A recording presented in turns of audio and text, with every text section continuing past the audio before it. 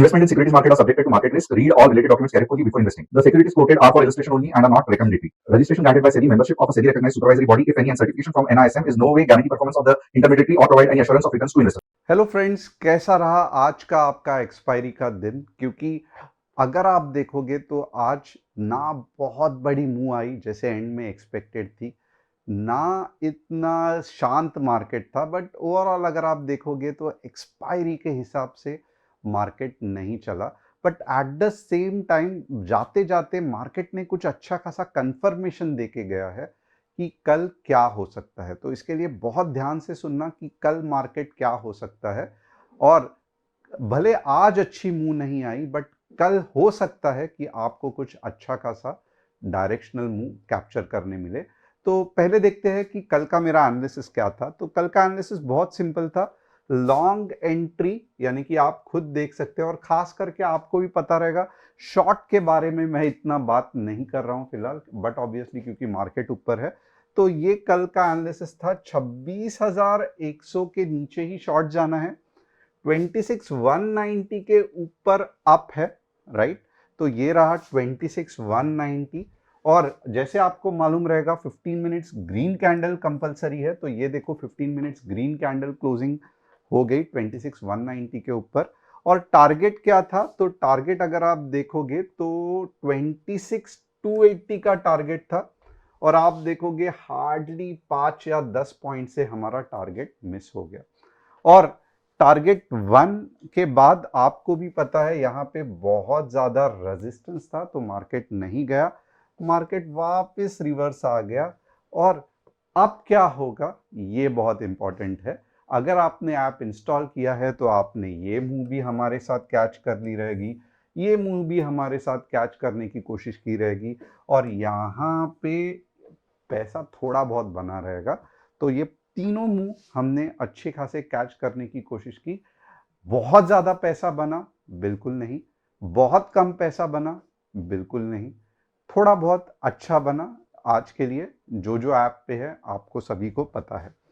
अब ये ऐप कब मिलेगा, कैसे मिलेगा? तो ये रही ऐप की लिंक डिस्क्रिप्शन में है। आपको क्या करना है, नाम फिल करना है, फोन नंबर फिल करना है, यूआरएल आएगा जिससे आपको ऐप इंस्टॉल करना है। अब भी कम से कम 15 बार एप्पल स्टोर ने ऐप को रिजेक्ट किया है। कभी गेस्ट लॉगिन चाहिए, कभी अनसब्सक्राइब का बटन दिखना चाहिए, तो कभी कंफर्मेशन लेने का बटन दिखना चाहिए। तो मुझे लगता है एप्पल में ऐप लॉन्च करना बहुत ज़्यादा मुश्किल होते जा रहा है।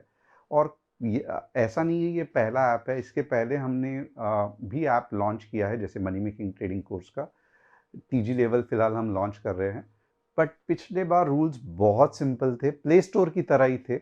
बट ये बार एप्पल में हालत खराब है ऐप लॉन्च करने के लिए। क्या किसी को ये एक्सपीरियंस हुआ है कि जो जो आप ऐप डिज़ाइन में है कि एप्पल के रूल्स बहुत स्ट्रिक्ट हो गए हैं?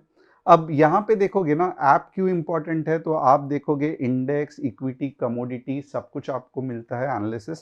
At the same time customer support से आप झटपट बात कर सकते हो, कस्टमर सपोर्ट का बटन है। मिड मार्केट अपडेट भी मिलता है, support, resistance with in the market कौन से इंपॉर्टेंट है। ट्रेड्स मिलते हैं लाइफ टाइम के लिए फ्री, हफ्ते में 3 या 4 ट्रेड जैसे आज भी दिए थे, आराम से आपने देखा रहेगा, पॉइंट्स कैप्चर हो गए। एंड इंस्टेंट अलर्ट, अगर आप स्टूडेंट ग्रुप में हैं तो आपको दिन भर मार्केट देखने की ज़रूरत नहीं है।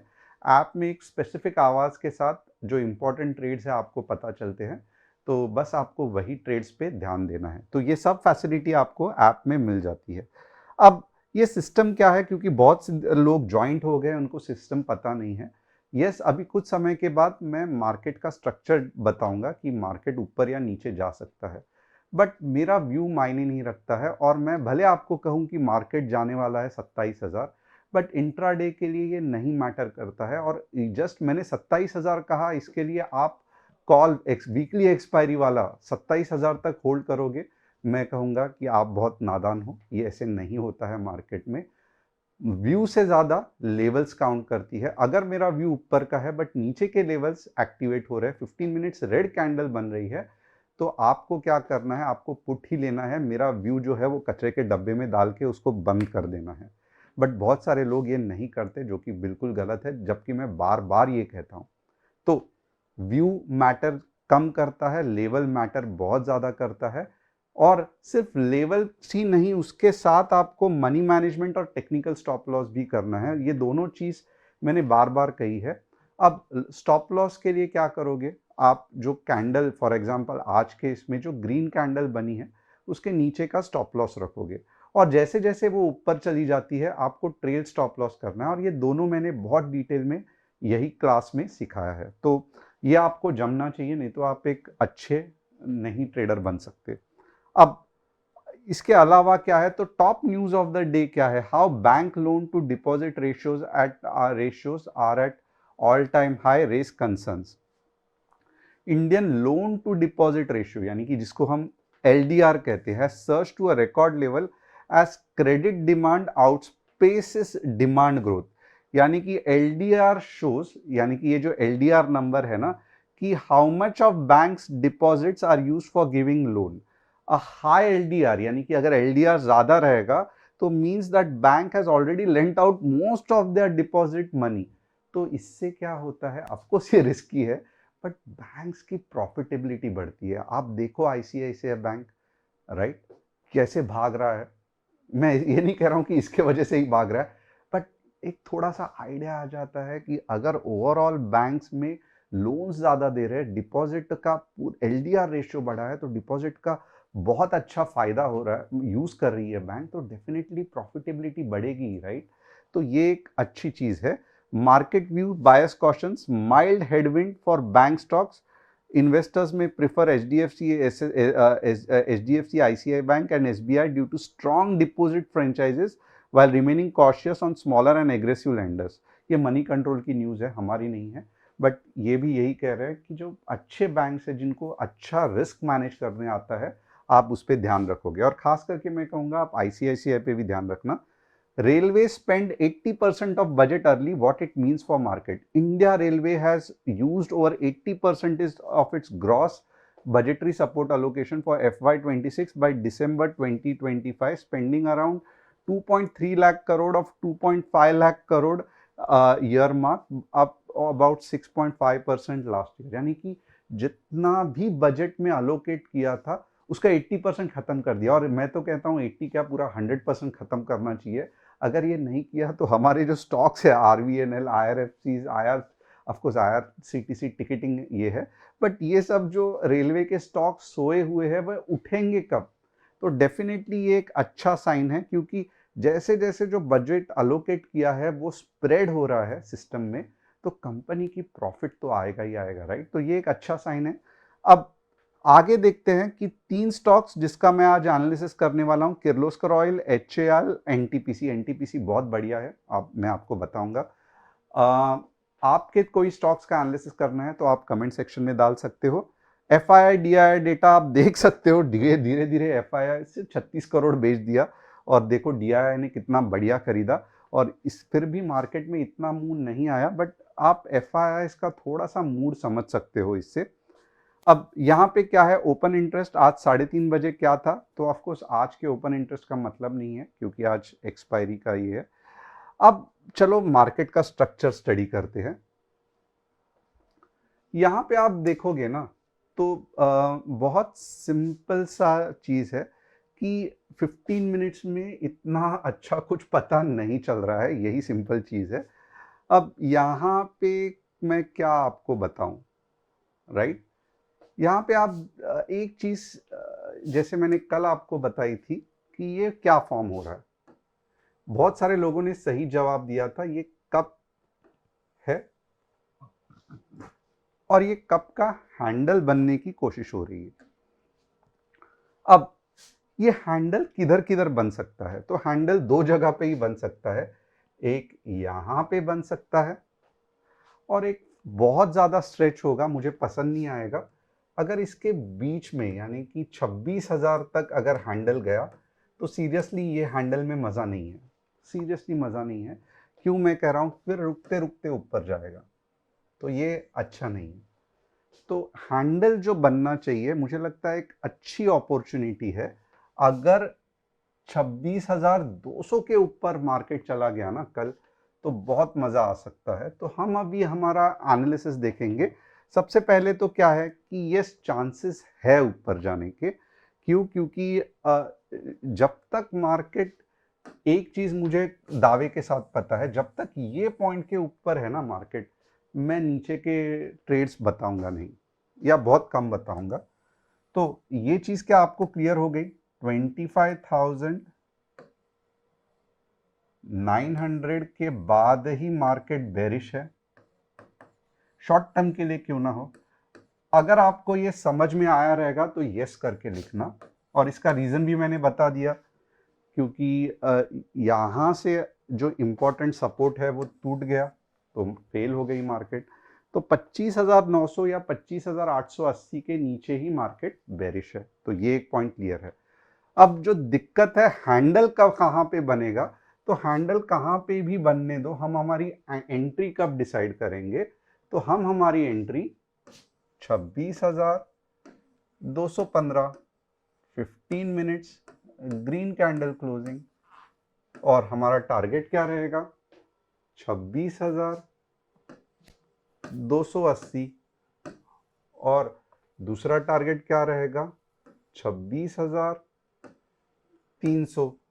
मुझे मालूम है ये बहुत मैं अजीबोगरीब टारगेट दे रहा हूं, बट कुछ नहीं कर सकता, क्योंकि यहाँ पे मार्केट रुकने वाला है, और 26,350।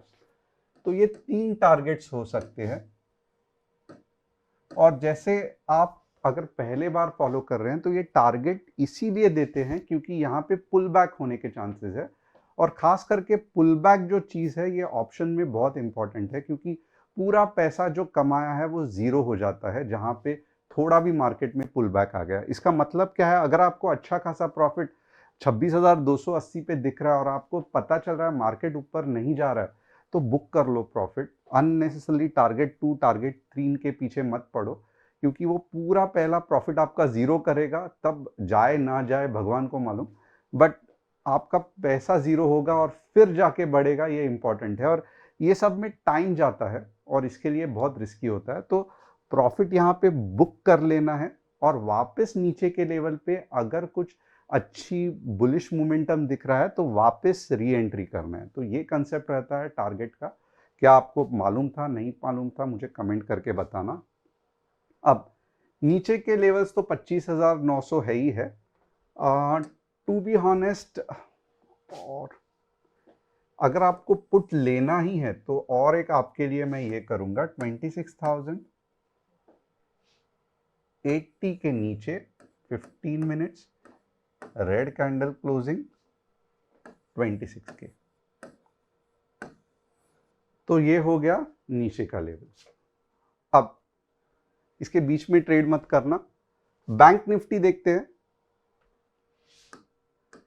एलडीआर रेशियो मालूम ही रहेगा, तो ये सब जो दिख रहा है यही एलडीआर रेशियो का कमाल है मुझे लगता है। अब मजाक कर रहा हूँ। नीचे के लेवल्स क्या हो सकते हैं? 59,800 के नीचे 150 पॉइंट, और ऊपर के लेवल्स क्या हो सकते हैं? 60,200 के ऊपर 150 पॉइंट। तो ये रहा बीएनएफ का लेवल। अब सेंसेक्स का लेवल,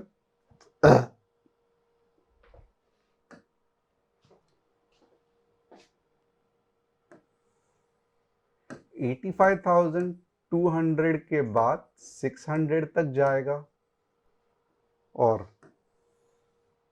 84,800 के नीचे 400 तक जाएगा। तो ये सेंसेक्स का लेवल। और किर्लोस्कर इंजीनियरिंग, यस कुछ स्ट्रेंथ है, बट अभी भी सुपर स्ट्रेंथ नहीं है, तो बहुत संभाल के ट्रेड करना पड़ेगा।